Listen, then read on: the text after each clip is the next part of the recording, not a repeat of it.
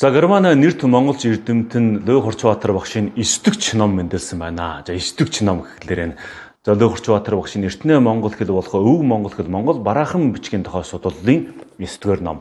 За энэ ном бол монгол бараахан бичиг ба хөөс толгойн бичээсийн англи хэвлэл. Энэ номыг бол өвөр Монголын их сургуулийн дэлгэр багшаас орчуулсан. Тэгэд олдоо миний нэр бас 2 дугаар зохиогчийн нэрээр явж байгаа юм байна. Тэгвэл энэ номын уулга нь юу гэвэл Лөө Хурцбаатар багшийн энэ дээр гаргасан 9 номын хураангуйлал. За энэ дотор юу байна гэвэл энэ хөөс толгойн бичээсийн үүсэл гарал монгол бараахан бичгийн судлагдсан байдал тэгвэл монгол бараахан бичгийн хэлжийн тогтолцоо эгшиг гээгүүлэгч үеийн бүтэж за одоо ашиглагдж байгаа байдал гэх мэт олон талын хамарсан уулгуудыг хураагаад тус номдоо шингээсэн ийм нэгэн чоошин германд хэвлэгдсэн халуун уур нь бас хөрж амжаагүй шинхэн ном байна. Тэгвэл яхад англиар хэвлэдэг бол жишээлбэл энэ жилийн дараа жилийн шинийн 1 шинийн 2-д энэтхэг нэг хурал болно. Ямар хурал болохыг бол эртний санскрит хэл буюу монгол хэлний хоорондох холбооны тохиолтой ийм нэг эрдэм шинжилгээний хурал болох юм байна.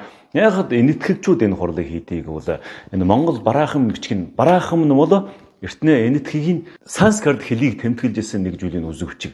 Тэгээд энэтхэгчүүд сонирхоод яагаад манай энэтхэгийн санскрит хэлийг тэмдэглэж ирсэн энэ үзэг бичгийг гүйж чад Монголын өндөрлөгд бас монгол хэлийг тэмдэглэх болсон болоо гэж сонирхсон. За энэ үүднээс болоод тэр хурал зохион байгуулагдах гэж байгаа юм байна. За тэр хурлаж оруулсан байж болон мөн ч цаашаа одоо дэлхийн олон монголч эрдэмтэн монгол соёлд сонирхолтой гадаадын хүмүүстэй зориулж за энэ англи хэвлэлээр за манай Монголын 1400 жилийн өмнөх өвдөдс маань яаж бидний энэ хэлж байгаа хэлийг тэмдэглэжсэн тохой ойлгуулах гэж за энэ ном ингэж мэндэлсэн учиртай юм байна. За 9-р ном гэхлээр өмнө 8 нь юу гэвэл за 1-р ном нь бол Ярангүй 1400 жилийн өмнөх өв монгол хэл хөөс толгойн бичээсийн судлал гэсэн ном.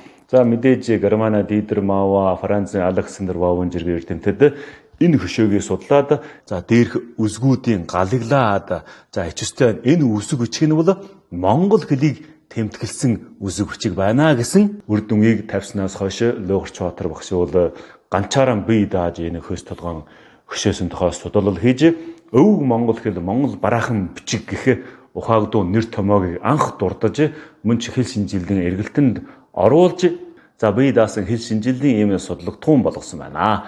За энэ номдоо бол за сайн ярьсан үүсэл гарал судлагдсан байдал энэ хөөслөгөн хөшөөсдөх энэ жуугаад үзгүй нэг нэгээр нь тайлбар хийсэн за олон уулгыг багтаасан энэ 1-р ном ингэж мэндэлсэн юм байна. За 2-р ном бол монголчуудын уугуул бичгийн соёлын үүсэл буюу хөх төрөг бичиг. За энэ номдоо бол за манай бүр дээш хүмүүчүүдийн үед монголчууд ямар үзэг бичиг хэрэгжилж ирсэн. Жишээлбэл шаам бичиг буюу санаан бичиг.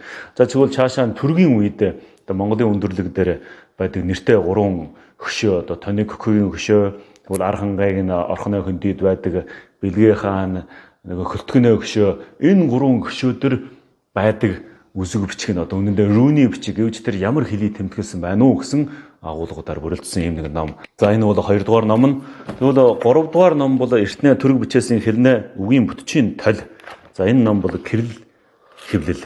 Энэ тол нь бол Казахстаны эрдэмтэн Бохтын Бажилхан гуайгийн хийсэн суурин дээр за Бажилхан гуайгийн хүүн Напил болон Лөө Хурцбаатар багш 2 дахин шинчлэн эвлүүлж найруулсан нэгэн тол юм а. За сайн ярьсан энэ бол одоо нөгөө Тоник Хөгийн хөшөө шүү дээ. Тоник Хөгийн хөшөөдөр байгаа энэ үзэг бичгийн ингэж бүгдийн жагсаагаад энэ үгийн бүтчийн ингэж нарийнаар задалсан юм тол. За энэ бол 3-р ном. За 5-р ном нь бол эртний төрөг бичээсийн хэлнэ үгийн бүтчийн монгол хэвлэл нь ойгуржин монгол хэвлэл нь. За 4-р ном нь бол саяын 1-р номных нь кирилл хэвлэл нь 1400 жилийн өмнөх өв монгол хэлнэ кирилл хэвлэл нь.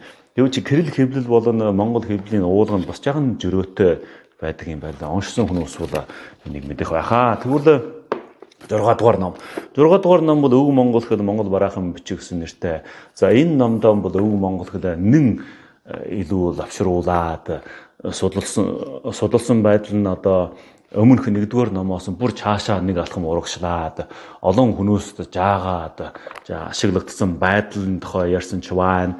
Тэгвэл хүмүүс энэ бараахан бичгийг сонирхож сурдсан тэгээд олон сургууль бичгүүдийг бараахан бичигд буулгасан цаашаа нь хэлжийн тогтолцоо юм уу, тээнэл гол юм уу, олон талыг хамарсан юм нэг бас нэг том ном байгаа юм байна. За 7-8 нь бол Монгол бараахан бичгийн төргийн сурах бичиг. За энэ номыг үживл Монгол бараахан бичгийг маш түргэнээр сурч дийлнэ. Монгол хэвлэл, кирилл хэвлэл. За ийм 9 ном. За өнөөдөр голдуу бол 1-р, 9-р. За англи хэвлэлийн ном мэдлээ гэсэн энэ чимээг та бүхэнд мэдүүлье гэсэн юм аа. За бичлэг үзсэн та бүхэндээ баярлалаа.